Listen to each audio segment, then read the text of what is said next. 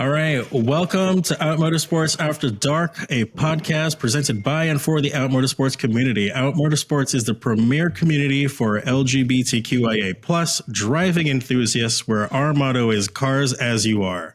I'm Matthew Walker, and I am the dent on the back of a Toyota Camry bumper. Ian. Jake, you can go next. Oh, I have to go next? Oh, I thought that's the order we picked. That's fine. I'm the leaky oil filter housing gasket under the hood of your BMW E36, Jake Davis. Hello. I am the exhaust gasket you probably should have replaced, but you didn't because you forgot to order the new part, Ian Blankenship. Hi, folks. I'm Jon Felton. I'm a noisy timing chain tensioner in a 4-year-old Toyota truck. Don't know why. Gosh, we're just a bundle of problems tonight, aren't we? Yeah. Yeah, but we're lovable problems. Yes, we live with problems you live with. Tonight, we're going to be talking about driver's education. Is it good and should you do it? We've invited Jon Felton, a professional driving instructor, to help answer these questions and more. Jon can be seen at Motorsports events, creating course layouts, recording lap times, and definitely not doing burnouts in loaner vehicles. Jon, how are you tonight? I am very well. Some of those statements are true.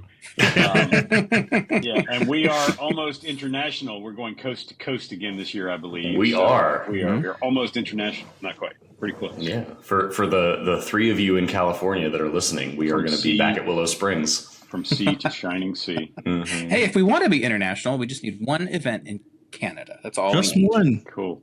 We could probably do that. Toronto Motorsports is like 5 minutes past the border.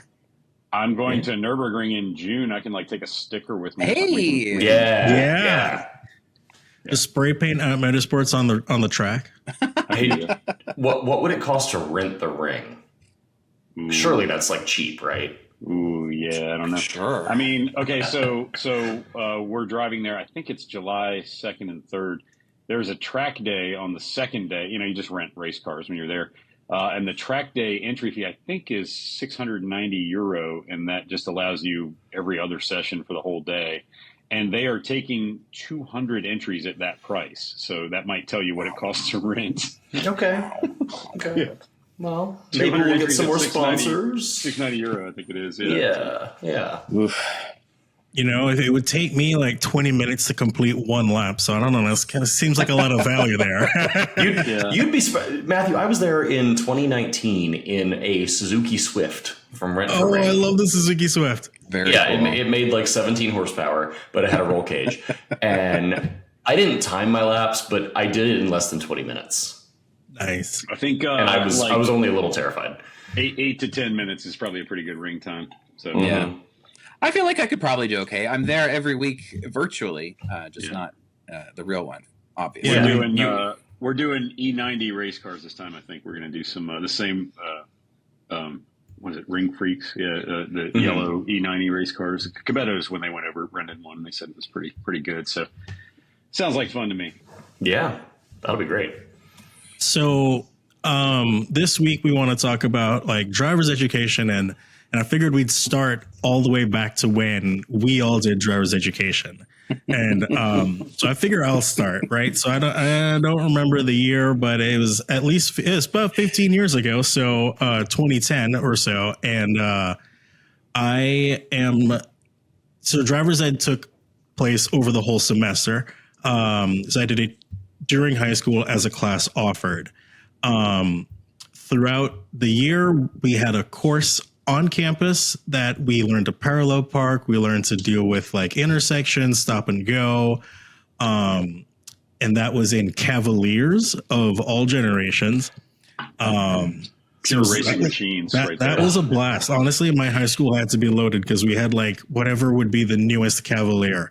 And then the 2-door or 4-door? All of them. We had 2 doors and 4 doors, which became a problem because we had like, I don't know, like an odd number of students or something. So some people had to be in a back seat. And then throughout the semester, we'd have 1 or 2 on-street sessions where we'd drive and be taught things. Those were on, I believe those were on the weekend. And then through that, it would be we'd have a chart that you'd fill out with your parents that of all the hours that you've been driving. That they totally didn't lie about. The Right, honor no, system not at is all. alive and well. Yeah. We present that, and then at the end of the semester, you would do the big driving test, which was, I felt like in my mind it had to be an hour, just knowing how far we went. But I was in a Pontiac Grand Prix with the V6. It was kind of nice. Those That was a really lot of good fun. One tire burnouts. Those are really good at those. I tried so hard to squeeze one out in the middle of the test, but I was doing really good. Strangely enough, I was holding like 5 or 6 miles per hour over the speed limit the whole test, and he said nothing. And the only thing he said something about was eventually I got kind of relaxed and I put one hand off the wheel while we were on the highway, and he was like, "Nope, both hands on the wheel." Whilst I was speeding, it was the hands on the wheel that was important.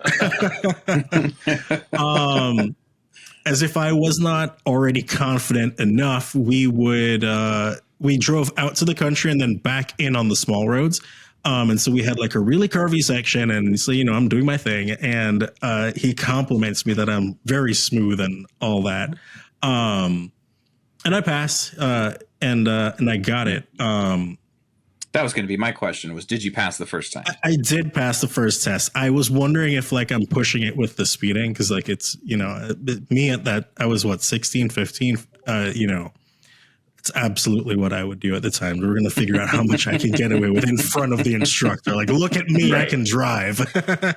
Right. I've got this. So you guys having Cavaliers was, if they were brand new, that was luxury. I did my driver's ed, like behind the wheel stuff in 2000. I don't know, however old I was. I was 15. But we had like a 99 Chevy Lumina, which sucked.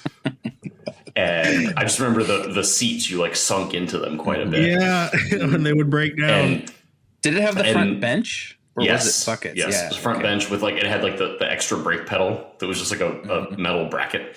And our final test, we did a 1 week behind the wheel thing, and our final test was to drive into DC, and then the other person would drive back out of DC, and it included a parallel parking segment. So, yeah, this was a whole thing. But I passed my driving test on the first try. Now that's interesting to me. Did they make you do like heavy like metro driving? So I grew up in the suburbs, so we would do a different route every day. It was me and a partner, and I would do half of the after school period, and then she and I would switch, and she would do the rest, or vice versa. And we kind of went all over the place. So it was never crazy traffic, but you'd end up in like rush hour sometimes and have some stuff to deal with. That's cool, because like where I'm from originally is rural Oklahoma. There's no such thing as rush hour. Rush hour is like Farmer Joe crossing the highway in his combine. That's rush hour. So the idea of thinking like being in high school and being thrown into driver's ed and like real traffic, that I can imagine myself being terrified as a kid. I mean, Ian, part of my final test was to parallel park outside the Kennedy Center. Wow. So like that was just where I grew up, but that was, there's people around. Well, I think I was like definitely 15, but that would have been 2002, 2003 when I took mine. And my school, our driver's ed car was like a 93, 95, somewhere in that range, Crown Vic base model.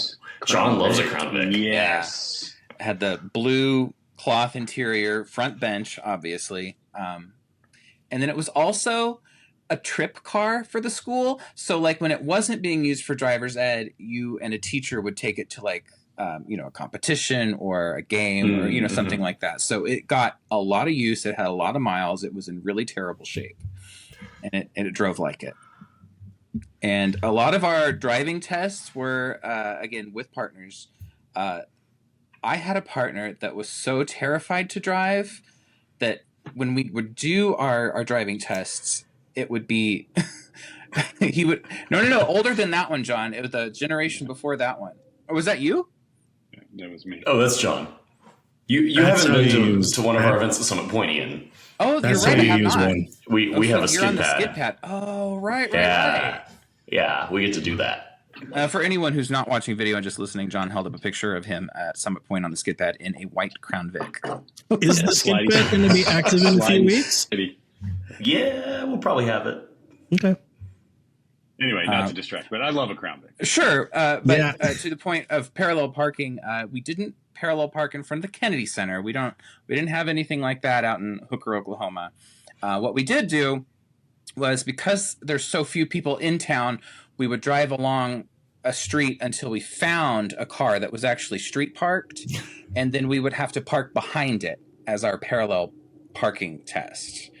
Because there's just not enough cars out there. So we didn't set up cones or anything. It was just like the teacher was basically waiting for us to go through the motions. And if we did that right, then we got a passing score. But my driving partner, who was such a terrible driver, when we would go out for driving tests, the teacher would mostly have me drive us to a place where then we would switch for the kid who was terrified to like drive around in circles or something, and then I would drive us back to the classroom. So you did all the hard stuff. So you got an immediate pass. All right, this kid knows what to do. Basically. And John, then what you learn to drive on? As far as like filling out the driver's license book where you had to have your hours, I filled all of mine out in one trip, because I drove my grandparents and my like great aunt. So it was me, 15 and a half years old, in the driver's seat of my grandma's Park Avenue Ultra. And then she was in the front seat. And then my like 60-year-old uncle was in the back seat. And my 80-year-old aunt was in the other back seat. And it was, we drove from Oklahoma Panhandle to Red River, New Mexico. So one trip, and I had all of my hours. Nice. Wow. John, what did you do driver's ed? So this is going to tell you how old I am. I don't remember a lot of the formative driver training. I learned to drive in 1991, which was before the internet, I think. I got my license, I think, I don't know, like May or June, like very shortly after I turned 16. But I don't remember doing a lot of school-based stuff. I remember a lot of time with my parents using my mom's. She had one of those the 4-cylinder Dodge Caravans with the Mitsubishi engine and the wood grain, but the short wheelbase one, like not the big long one with the big space behind the rear third row.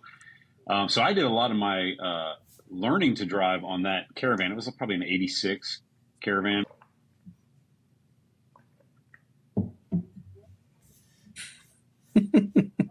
Was it? I assume it wasn't a manual, right? Still there? Yeah, sorry. All right.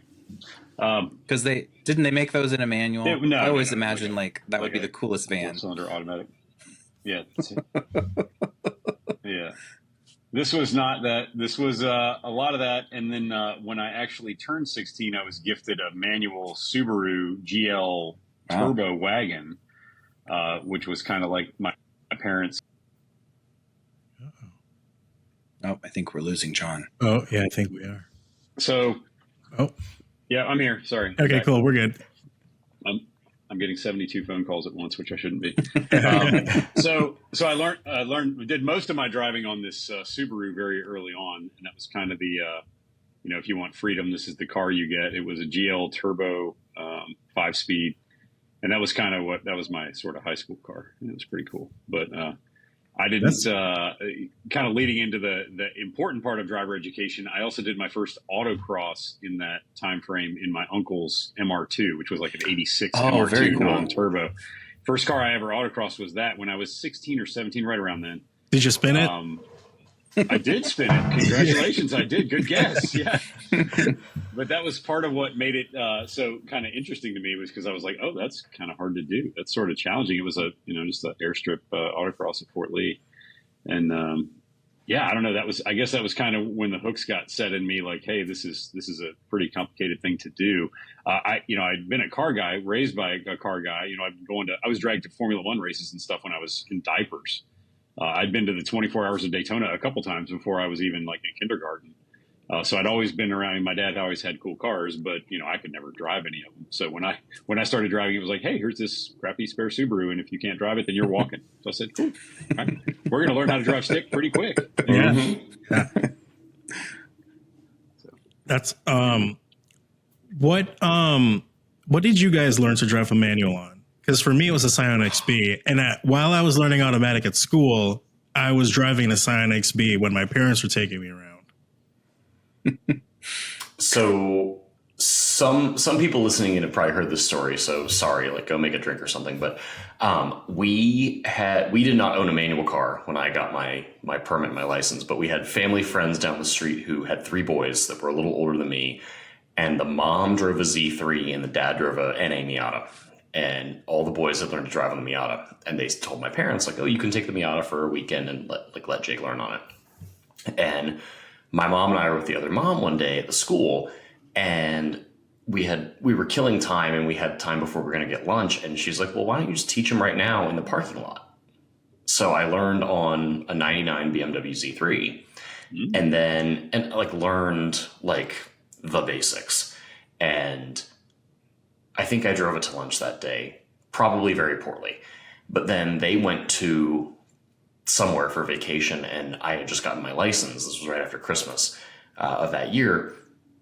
And they gifted me the key to the car for 10 days while they were out of town. Oh. So I was 16 with a newly minted driver's license, with a green on beige BMW Z3 with a license plate that said Mom's Z3 because she did not want her boys taking that car and trying to pretend on a date that it was their car.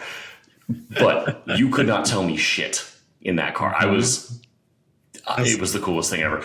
And I drove still that a around for 10 heavily days. cool car today. Yeah.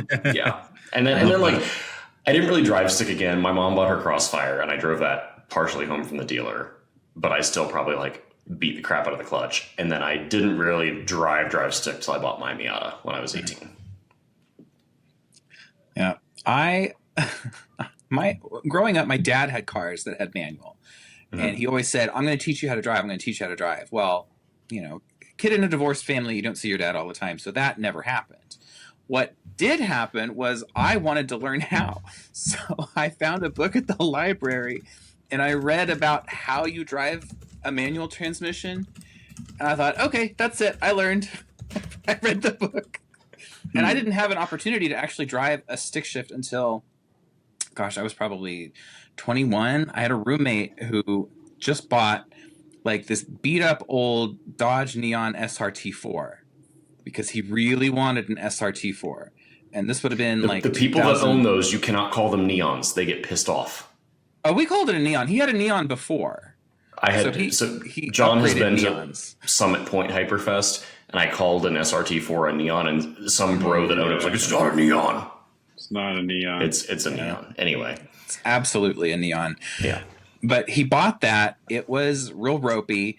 And I learned to drive stick on a 160,000 mile SRT4. And then I really took to it naturally because I'd read the book, obviously.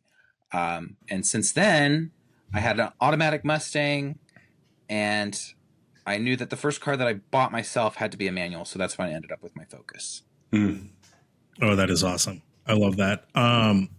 It was always so interesting to go because, like, when I first was driving by myself and I would drive all around, one thing I realized is there were a lot of places that had hills that the suburbs, my parents did not. And having to learn how to do a hill start, having to drive up I-95 to go to DC with a friend, and to realize that like the I-64 traffic in Richmond is not like the I-95 traffic outside Lorton.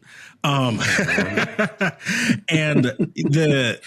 I would say like between 18 and 23, there was like a certain level of awareness that I started to learn with checking my mirrors, understanding. I mean, heck, it was after driver's ed when I learned the proper way to set your rear view mirror, which is to eliminate the blind spot, right? Like most people don't like, right? Because you think you'd want to see the side of the car in your mirror, but really you want to push it out a little bit further so that you can't see the car, because you don't need to look at your car, you need to look at the other lane.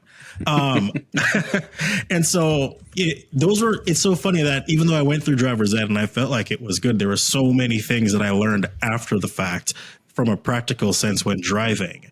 Did you guys have any moments out on the street that, you felt like you learned something new experientially that's sort of serving you still?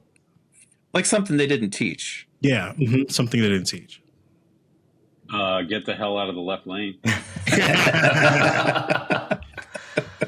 Yeah, slower traffic, keep right was not a big thing when I learned to drive. It certainly isn't anymore. No one pays attention to that now, and everyone should.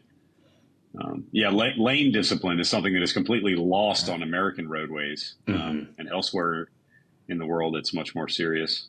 But I would say one thing I never thought about was what lane you were in, unless you were just in there because you were about to turn left, so you got in the left lane. But as you do more highway and interstate driving, it becomes much more important. So that's certainly something that I picked up on over time that I certainly was not taught when I was 16. Yeah, I wasn't taught a lot back then. And frankly, all of my track time taught me far more than any other behind the wheel experience. Not for sure. I mean, really, I was not taught much either. It was more like, can you start the car? Can you put it in gear? Can you, buckle your seatbelt, get a passing grade? But, right. I remember a lot of like the practical like written test was like, how many feet before a turn lane are you supposed to put on your signal? And like, I don't know. I don't care. It doesn't matter. But get out of the left lane and like, don't slow down when you're scared. Go faster. Yeah. Right. Yeah. I mean, I have long said, I think driver's education should involve everyone learning how to drive fast.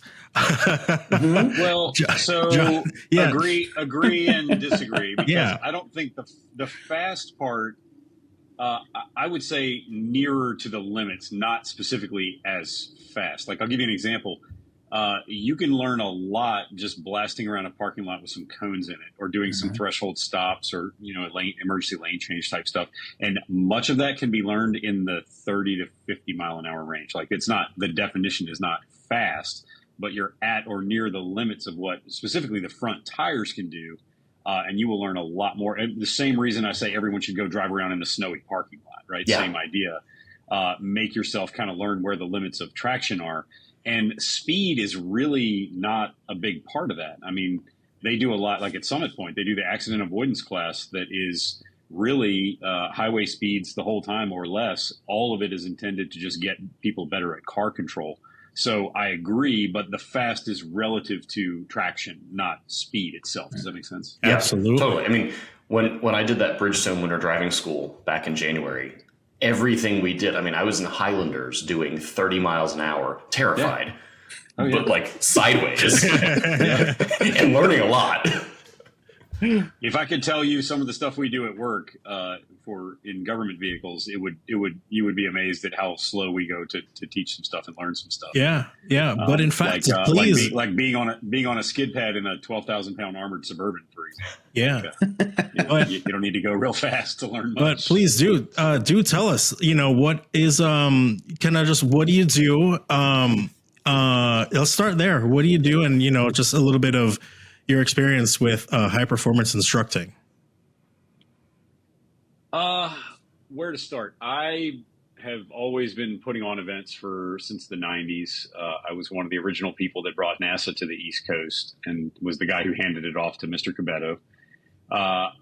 I became an instructor, I think in 2001 or 2002, just at HPDEs, just trying to help out on the weekends and have some fun and help grow the program. I think it was pretty soon after VIR reopened, and they just did their 25-year anniversary of that, like right now. It might have been 2000. I don't know. I think I really started instructing in 01 or 02, VIR and Summit Point and stuff. And from there, it snowballed, and I kept doing more events and doing more instructing. And by 2006, I didn't need a day job anymore because I was so busy doing that. So I'd done a whole bunch of that. And then in recent years, they have built a big government training facility about 65 miles from my house that used to be up at Summit Point on the backside, the campus side of Summit Point. Well, they moved all that south of Richmond about in 2018, 2019. So I picked up a gig there during the week. So I've been a full-time driving instructor for the State Department for the last 6 years. Wow. Which is just kind of a development of everything I'd done before. I mean, it certainly was helpful, certainly got my foot in the door that I'd done a lot of racetrack instructing, but that wasn't certainly, there are a lot of qualified people that get in there that have never, definitely haven't always been on racetracks, law enforcement guys and some military and stuff. But that's what got my foot in the door with that. So for the last 6 years, I've been teaching on weekdays, mostly teaching diplomats and federal agents and various parties that are in support of State Department, basically how to drive quickly and safely and stay on the road and not crash. And we kind of teach driving now as an act of getting away, getting to safety. I mean, what we really teach is you're going fast because someone's shooting at you, which is remarkably similar in terms of the how you do it, but the why you do it becomes a lot more important when your life depends on it. Mm-hmm. But we've taken a lot of the same principles and just applied them to, hey, now we're apexing this corner because someone's behind us with an AK-47, not just because we're trying to have fun in our car, right? So, but mechanically, it is all pretty similar stuff that we're doing. So it's like racing with stakes. Yeah. Right. Well, you got your government job from instructing at racetracks. What started the instructing at racetracks? Was it just because you were already at the events doing other things? So I, went from enthusiast to participant in the 90s, and that was just, being a broke high school student, college student, not having a lot of money to play with. So that was like whatever fun little car. I mean, I had first gen RX-7s, eventually traded up to the delightful Sentra SERs, which were still fun cars. But at the time, those were pretty fun little cars at the time, pretty fun little I call them front wheel drive E30s. Yeah. And so I started helping out at events because originally it was a way to not have to pay entry fees, right? You could just kind of, help out and get to play. And that was kind of originally that was what was attractive about becoming an instructor, but that's not why I did it. I did it to kind of help out and be a part and, the early stages of trying to pass on something I knew to someone else. But at the time, I wasn't that good of a driver. So I was better than, someone who'd never done it before, but I wouldn't say I was particularly good as a driver, passable. But I just originally became an instructor to kind of help out and help grow the club and get that on my resume and stuff. And then it just literally all snowballed because once I was working events, then other people would ask. And that's how we built, like the Track Days organization was built out of NASA events in 2006.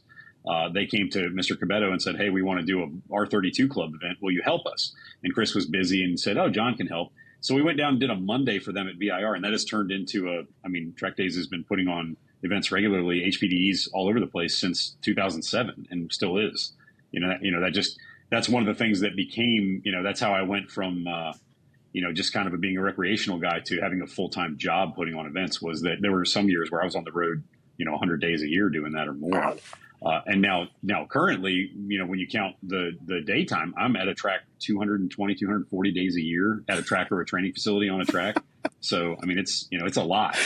I've been to a track like 4 days out of my whole life. I've been on tracks 4 days in the last 5 days. Yeah. So, 6 days. Yeah. So. And somewhere in there, you find time for all of our nonsense. Yeah. Well, we'll talk about that later. But your nonsense is my favorite. My favorite of all. I like our nonsense. I think it's fun. Yeah, we'll talk about that later. Yeah. How has through all of that time and experience with doing the non-government work, like how have you seen that track experience and that high performance experience like help? Have you had people who are not necessarily enthusiasts, or even enthusiasts, like become better at driving in a way that has been like particularly like notable? Not really. I mean, I don't see a lot of it after the fact. A lot of it you see there. The real gem of it is always seeing the light bulb go off when you can like get someone better at something and get them kind of understanding it and realizing that they now have the power to control the car better, which is going to make them better and safer and all that stuff. But a lot of that in the day job realm, in the government realm of it, is sometimes you're teaching people who really don't want to be there, and they only are because their job is making them be there before they go overseas or whatever. So when you can take someone who doesn't want to be there and get the light bulb to come on and have them smiling and really accomplishing something at the end of the day, that's a good day. At a track on the weekend, everyone there it's fun, and they bring their own car and they paid to do it. That's a whole different mentality than people who are required to be there for their job. Yeah. But at the end of the day, you're doing the same stuff. You're trying to teach them to be better at driving and smarter and safer. So, And so everyone, even for like the enthusiasts, they learn new techniques and ways to handle the car that. And confidence too. A lot of it is just once you've really put the car into a turn fast and realized that the car will stick, you then have that in your your muscle memory and everything. And all of this is a perishable skill. It all builds on stuff you've already done and learned. Right. So, I mean, a lot of people that come out and just do even an autocross or anything are going to leave a better driver, more confident, and just have a better understanding of what the car will do. And a lot of it is just knowing that it will go turn and stop as you need it to if you are easy on the controls and you don't ask it to do a lot all at once. Tires don't like to do a lot of stuff at once. Right. And some of that is just kind of honestly slowing people down a little and being like, look what happens when you smash the brakes and crank in the steering at the same time. Your car goes straight. Like, that is understeer. You have to do it a couple times to really understand that. And then once you do, you go, oh, okay, maybe I'll slow down and it'll be better. And then that's, the light bulb comes on and that's it. And then all of a sudden you have a better driver. So, Yeah, knowing what your car will do when you give it input is something that I think a lot of people don't know anything about. Yeah, in particular under high stress situations. Yes. Yeah, and I have a prop. This was not planned, but it's on my kitchen table. So this is the new wood console going in the S-Class, because all of the plastic on the back is broken on mine, so my buttons won't stay in. But anyway, John, you'll remember this, and Matthew, you might too. I don't remember how much NASA time you got, but we always learned in the early HPD days that most drivers will give up at about half of their car's braking capacity, and they would rather hit the tree than push the pedal harder. And what I learned is with this S-Class that I have that came out for 92, Mercedes-Benz this was the first implementation of their pre-safe braking, where if you abruptly lift off the throttle, it preloads the brake booster so that there's no delay in when you apply the brakes. It will actually overpower the brakes in a certain scenario. And the quote that we all got from NASA was from Mercedes-Benz's study, where the average driver gives up at 0.6 G. Wow. And John, to your point, you're overcoming that innate moment where that's where your lizard brain says, nope, that's all I got. And in fact, the tires and the brakes and the whole car has more to give you.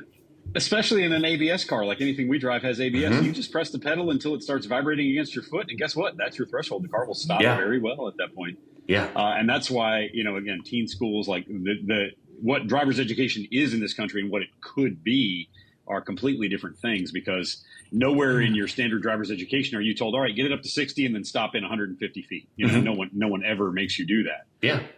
But if they did, maybe people would know, and then they could have the confidence to press a little harder. That's the kind of stuff I do on weekdays. I mean, we literally just set a loop and put some, pair of cones out and say, okay, every time we go by that, you're going to be going 55 and squeeze the brakes. And, they teach that up north at accident avoidance at Summit Point. Same idea. A good threshold stop with and without ABS to feel the difference and find the threshold and all that. So we did some no ABS stops at the Bridgestone school in Forerunners, and it was interesting. We spend a lot of time at work with ABS turned off for that reason, because you learn a lot more about where the threshold is. And that's a challenge, but you learn a lot better because you learn there's more to it than just mash the pedal and hope for the best. Well, and what was interesting, John, you were at VIR when I was there this past weekend. It rained off and on all Sunday, and then even Saturday morning, I think it was a little sprinkly, but the track was like that greasy, like even your shoes don't want to grip. And I was out, I think it was Saturday practice in the morning, and I was out and I'm on the front straight. And I'm like, all right, I'm going to brake a little early, but I got my confidence. I'm doing like 125 into the braking zone, and there's markers from 6 to 1. And normally the cars will stop if you brake at the 3 as hard as you can for our cars. And I'm at like the 5.5. I'm like, I'm just lay into it at 5.5 at 120 something. The ABS pedal was pulsing. The whole system was like, I am out of ideas. This is all I got. And I was probably like 7 feet from going off into the grass. But what you also learn is, okay, I'm asking too much of the brakes and the tires. Let me like roll my foot off the pedal a little bit. And then, it all bites more. That's like when you get to the next level of not just mat the brakes and learn the ABS or learn threshold braking, but also learn to take inputs away, which, John, you've been very good about teaching all of us. Oh God, yes. We really screw stuff up for ourselves by doing too much with the brakes and the steering and all that. Oh yeah. Well, and then John, I want to ask, and I'll use Jake as an example. If Jake were to want to start racing, which he does, but there was a point where he wasn't. Oh, I still want to start winning. Well, okay. If Jake more wants gas, to be a less brakes, good racer, more gas, less brakes. what kind of options are available to him as far as secondary driver's education? So for people who want to go fast, it typically starts in the ladder of speed that we have been building all these years, which usually starts for most people with autocross in a parking lot with some cones. Track cross, which I'm quite fond of, we've built a pretty good track cross program around here in the last decade or so, is the same idea, but it's on a track. So you kind of take the cones away and make it happen on a track, a portion of track. Like Summit Point will take out the straightaway and run from one end to the other minus the straightaway. And that's a good one because then it is all kind of the thrill of autocross, but with some speed. You start to really kind of go fast. Also, it removes the work assignment. Most autocrosses, you stand out in a parking lot and shag cones for a few hours a day, and people hate that about autocross. Yes, they do. Because you've been out there burning up, sweating, chasing cones all day for like 4 minutes of seat time, and that's been your whole day. Well, track cross removes that because there are no work assignments, or there are very few of them. They're not required. And then from track cross, a lot of people will then go do HPDs, the standard, track day driving school apparatus for which we have built a lot of different little subsets over the years. NASA Mid-Atlantic, of course, where many of us came from, is very similar to like the BMW Club, Porsche Club, Mark Club approach, which is basically learn to drive fast and then learn to race. Like they're not, they're sort of taught as related but slightly separate disciplines because there's a market for coming and playing in your street car and driving fast. And that's kind of different from the market for wanting to race wheel to wheel and win stuff. But the progression is there that you can start in your street car, and by the end, you can build that same car into a race car and usually find a place to race it, sometimes competitively, or find something that's similar. Like if you had an M3, you didn't want to screw that up and buy a 325 and make a race car out of that. Well, I did both. Raises his hand, right? That seems like a very pointed example. I ruined an M3 and it's over my shoulder on the wall. That's familiar. So is there like a special car that someone should have if they want to get into this? Like if you're driving like a Fiat 500X, you're probably not going to want to take that to any of these events. You want a car that's maybe a little sporty, but you want a car that you can afford. And I think that's kind of what a lot of people miss. You go to the track and you see a lot of people that are making a $1,200 payment a month on what they're at the track in. And that's maybe not the best approach for all humans. I typically recommend something that you can buy outright, and if it gets messed up, you're still paying your bills, which is where like the E36 BMW comes in as a champion. E46 now, E90, a good $4,000 to $8,000 BMW with some parts is pretty much all you need. But you can do it in just about anything that will pass tech. No trucks. Some groups, some tracks say no electric vehicles, but generally speaking, anything that's sporty-ish. But we've had people out there in Corollas and, rental cars from Dulles. Don't tell anybody. Sometimes you can go to Dulles and get a Mustang for $60 a day. And just nice. I mean, the Avis at Dulles Airport hates to see us coming. Stranger things have happened. Because I think the important part to remember is that the car is just the conveyance for the experience and the fun. And if you're like me, you'll have a lot of cars over time, and they're all great, but they all just serve the purpose of having something fun to drive. I would always rather see someone just bring out whatever they have than say, I can't do it because I don't have insert something fast here, right? There is no requirement that you have a Mustang or a Corvette or a Porsche or anything like that. Bring whatever is fun. Bring a clapped out old 350Z. I don't care. Just bring it out. Okay, that was a personal attack. Has anyone brought you? Has anyone brought you a car, John? Have you ever gotten a car to instruct where it's made you scratch your head? Oh yeah. I mean, I think this is a story. Maybe I don't know. Okay, Hyperfest many moons ago at Summit Point. We were doing hyperdrives, and I was instructing. I was just helping out, like always. And some a young man was there in an MR2 turbo with about 50 billion horsepower. I don't know. You could hear this thing idling. It sounded like a rocket ship. You know, you could just hear a massive turbo just while it's sitting there idling. And it had stock brakes and street tires, like just, you know, some kind of all season, whatever tire, not real sticky tires.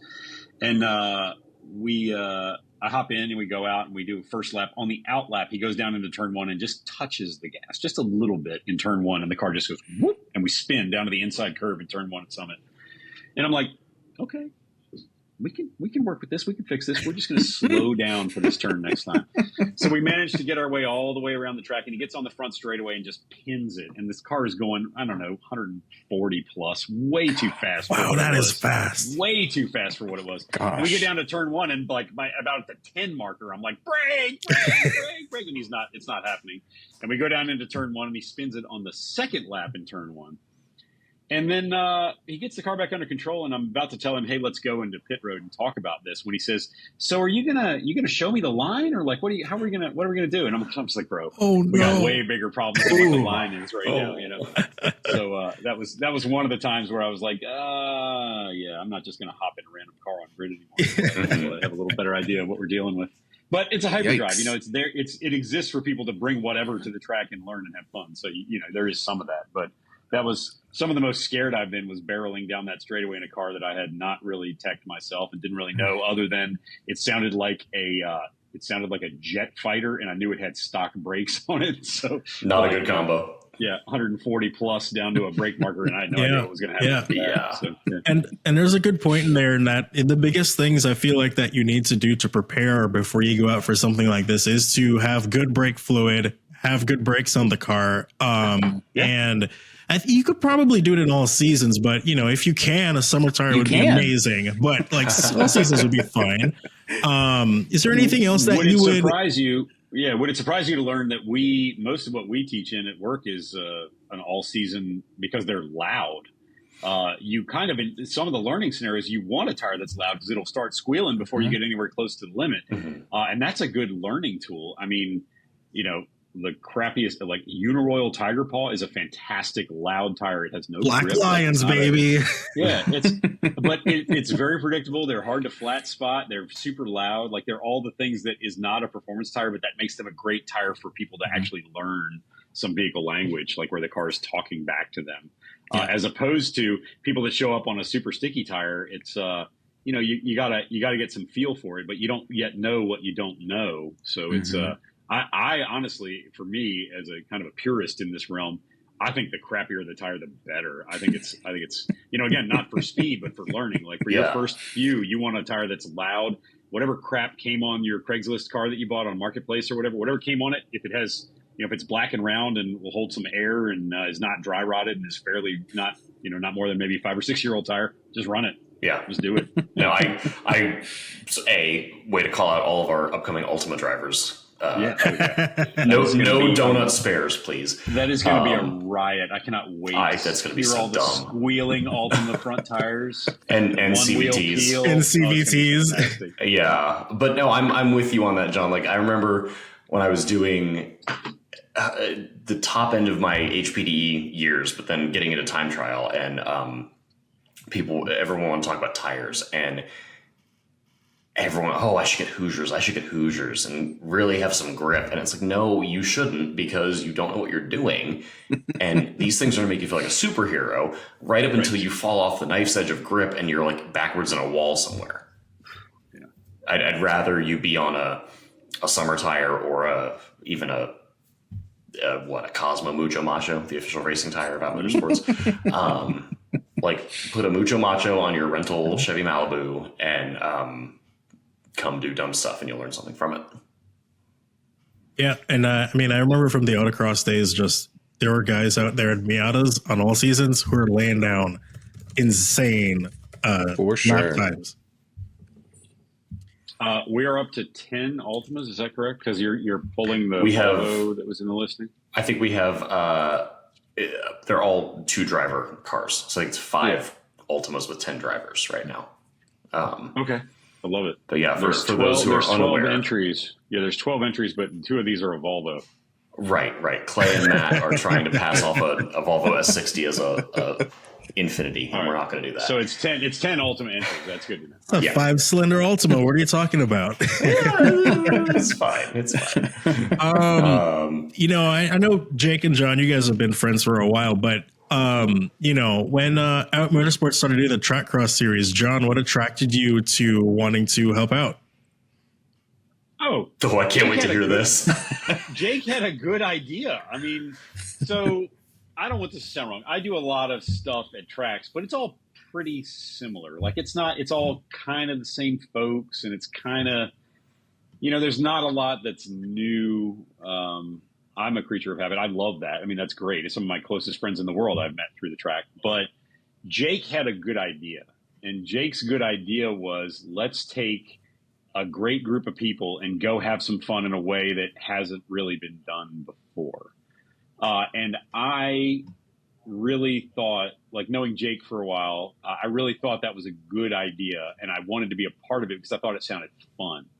Also, Jake needed an operations guy because Jake has the big ideas, and Jake needs someone with like enough zip ties and stuff to actually make it happen. And I own we all one, do. Two, but Let's be real. 3 timing systems for motorsports, 3 of them. I mostly needed someone with timing systems and insurance. Yeah, mm-hmm. Yeah. And also, John's okay. I had the stuff, I had the pieces to make Jake's dream happen, but I mean, quite honestly, it just sounded like a good idea. It sounded like fun. And I don't care who you are. If you want to have fun with a car, we're going to have fun. You're a friend of mine. So let's do that. So I think my exact words were, that's a terrible idea. When do we start? I just thought it sounded great, especially because it wasn't that different from things that I did away from there, but it was different enough that we could take something that wasn't real hard to get together, because I already had all the stuff. I had the pieces, parts to do it, and we just apply it to this great group of people. And look at what we have now, because Summit Point in a couple of weeks is already up to 46 entries, which wow. is that's excellent. A great group of people. This many weeks out too. I mean, we still got 3 weeks? About 3 weeks, yeah. Yeah. So, it is working. Every time we've done one, it has worked, and they keep getting better and more fun. I think I've only made it to 2 events, track cross specifically, and unfortunately, I'm going to miss this next one. But I'm taking that personally. You should. I'm kidding. So does that mean I'm in the clear for missing the event? Yeah, Matthew's falling on the sword for you. But I agree. I've gone to some of the NASA stuff. I've done a bunch of autocross, and I'm familiar with what an SCCA event is like, and the track cross is probably the only one that I would actually describe with the word fun, like in every way that it means it. A lot of them are truly too competitive. If we want to be competitive at an Out Motorsports event, you can, and that's me. That being said, it's not, that's not what it's about. And that's not why you show up. And so it's really just about having a good time. Even for people that aren't competitive, I've ended up having conversations with everyone about, how do I go faster? It's weird like this when you brake. It's weird like this in this turn. And then we all kind of talk about how to be better. And then Jake has also done after the event, where you talk about, questions you've heard and just ways that you can improve. And that environment has been so valuable to me. Well, and the funny thing... You get people who want to have fun. I think that the big difference for me is that the crowd is there for the fun, and the competition is kind of secondary, right? As opposed to a bunch of the other stuff where people are there and have spent a big pile of money to do it in some cases. So they are there to win or to compete or to do whatever. Yes. Whereas the out events, the hotel gathering afterward is just as fun as anything that happens at the track, if not more so. So that's a good time. Yeah. Would you say that's what makes us special? Yeah, it's great. It's hilarious. Like when we were in California, you could hear that hotel that Saturday night. You could hear the group from outside the hotel in a car. You could hear the people inside. They were having so much loud White Claw fueled fun. And that's what, it's just, that's what it's all about. I went all the way to California to not really knowing what we were going to get. And we had a fantastic time. That was a great group of people. It was the best. I also went all the way to California and had an excellent time. Can we shout out Ian for driving from Kansas to Los Angeles in a Ford Focus? Awesome. And I had the best time on all season tires and stock brakes. Yeah. And Matthew, to your point about the people that aren't showing up to compete, that are just there for the fun, but like want to do the driving and whatever, you know, part of what's made this so special and fun for me is those folks who, you know, they're there because they want to be with their people and learn some things about driving, but they're not especially competitive drivers and they don't really care to be, and that's okay. But you get them through the first morning session and you're there at lunch, or then you get to the afternoon of Saturday and you hear them chattering about, oh, well, I think I can brake later here, or how do I apex this turn? How do I... And then they go home on Sunday and they drive like Mario Andretti out of the paddock to go back to wherever they live. And suddenly they're hooked, and they're better at what they were doing than when they got there. And that is what brings me so much joy, is people who didn't care about this, who probably still don't. They're never going to do the racing, like the amateur, build a car that ends up on your wall. But they're going to bring their whatever Volvo or whatever out there and like drive it and enjoy it and learn something. And that's the best part. And then they're going to go drink a bunch of White Claws in the lobby and eat Taco Bell off the pool table. And, it has to be said, it's also, for people that felt like they could never do this in a typical straight male environment, right? Mm-hmm. Like what we're getting up to. It's not, I don't think it's considered super accessible for a lot of us. And so to be able to spend a whole weekend with your foot to the floor on a racetrack and then get out of the paddock and someone's wearing heels on a wig. It's like, and like put all that in one weekend. Where? Yeah. John, if you're not aware, Kylie Minogue is a female pop artist who a lot of us like. I remember Kylie Minogue. Okay, Thank you. She's still popular. Is she still popular? Yeah. For sure. I'm going to see her show in DC 2 days after the Summit Point event because Stuart is coming with his new 2 Series or whatever he bought, and he's like, I have a ticket to Kylie. You want to go? So I'm going to see Kylie. Cool. Yeah. Well, Matthew, do you want to give John our next question? This is a either or. Is this our? Yep. Okay, John. You have 3 students with 3 cars. Ooh. And you can only instruct one. Which car are you getting in? A, the Wienermobile, B, the Snap-on truck, or C, the Nissan Leaf? Ooh, tough call. I'm going to pass on the Leaf because they don't seem like a lot of fun. Snap-on truck could be cool because it's got cool tools in it, but obviously the Wienermobile, no questions asked, because everyone sees that and they're like, hey, look at the Wienermobile. Like, I would have to see how that it was on the track. I would love to see a Wienermobile on 2 wheels coming through Oak Tree at VAR. And I'm picturing you like instructing and yelling at someone from the passenger seat. They're like flailing at this giant steering wheel to make this thing turn. I'm in. Can we get an actual Wienermobile to come to the track and try this? Because I'm in. I can ask. That'd be great. Then John can be the guy doing donuts in the Wienermobile. Idea. I'm going to email the Wienermobile and figure out who can show up at Summit. Can we get it on the skid pad? I'm in. Don't get your wiener wet. And Ian, I'm going to leave the last question to you for John to close it out for the evening. So if you were a pizza topping, what would you be and why? Ooh, pizza topping. I think I'm probably bacon. So bacon on a pizza in what? I think in what example? Because there's like chicken bacon ranch. I'm just your average crumbled bacon strips that were cooked. Because I am sometimes salty, but usually pretty good. I don't know. Good question. I'm probably bacon. That's all I got. Well, bacon's only good or best when salty. So great. Yeah. And you were at Willow Springs, so I can confirm you are a burnt little chunk of bacon. Thank you. but you are a burnt chunk of bacon. Yeah. I have yet to meet someone who doesn't like Sunday bacon. Afternoon, I think we all were. So I believe it. Yeah. John, thank you so much for joining tonight. Can I hang out? I'm gonna hang out for a little Oh, while. great. Yeah. Good. Cool. All right, cool. What else I did we think the have for next thing we're tonight, gonna boys? do is just the next thing we're gonna do is just be silly. Not that we haven't been being silly this whole time. Yeah. But I have set up here a wheel of manufacturers. And it's every automotive manufacturer that I could think of off the top of my head when I made this. I don't remember how many are on here, but I'm going to spin the wheel.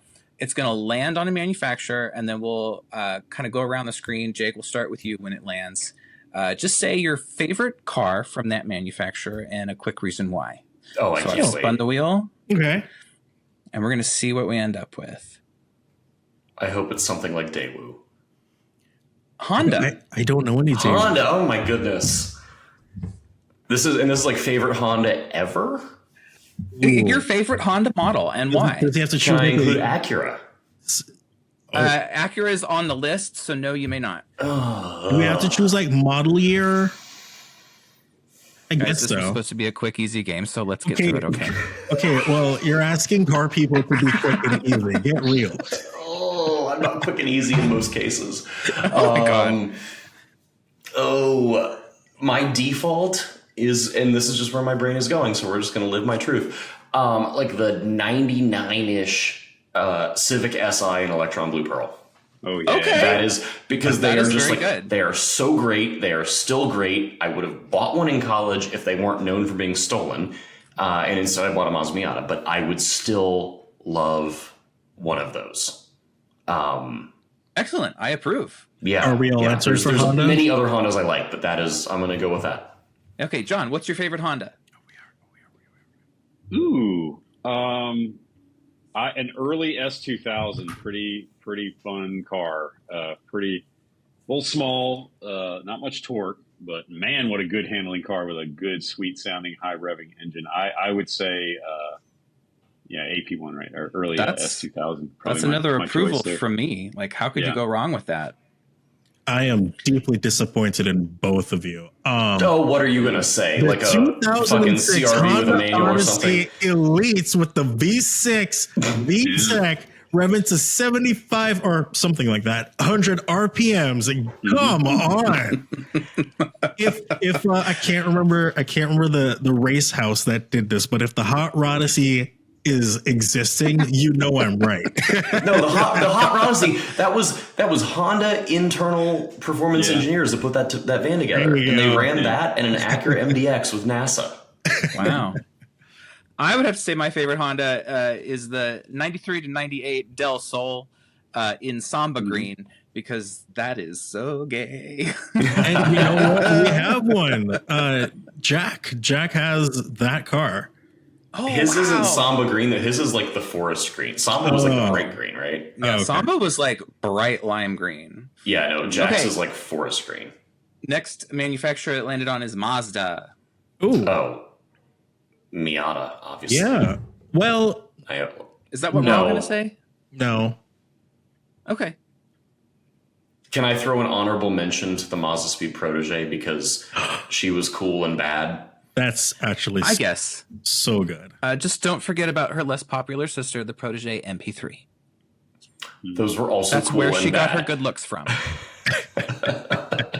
I mean, like absolute favorite for a car that I have exceedingly limited experience with, the FD RX-7. But for RX-7, a car that RX-7 is always for a car that I have experience with, I have to say the Miata. But I also owned a Mazda Protege 5, and I did love that car.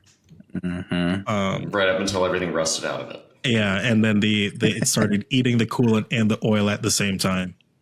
Oh. And John, you said you were team FD on favorite Mazda. Yeah, Mr. Capetto had one of those. My uncle had one. They were fast cars at the time. I mean, they're still quick, but they were fast and different because that kind of power delivery, like you didn't really get in other stuff. And they didn't really sound like anything else, but they were pretty and they handled great. And they were just, they were different and they were cool. That was back when, like, I don't know, it was just a different, cool, fast kind of sport car. At the time, I mean, and it was so much lighter than the Supra at the time. And it was just I don't know, it just felt like a lot more nimble. I would say wasn't faster, but it was quite a car. Yeah, because at that time you had what, the FD, the 300 ZX twin turbo, NSX, The 3000 GT. Oh my gosh, the 3000 3000 GT. GT VR4. Yeah. Oh yeah. Yeah, that's a pretty sweet lineup. The FD was the lightest of all of those. Yeah. I think it was. Yeah. I'm sure someone I don't know with how the it internet couldn't in be. front of them can look that up, but it would have to be. It would have to be. I just remember it felt light. It felt nimble and tossable and just gobs of grip, and they were just neat cars. That was a real sports car, like just a real cool car. I'm going to say the Mazda 5 because it was a minivan with sliding doors that you could get with a manual. That is cool.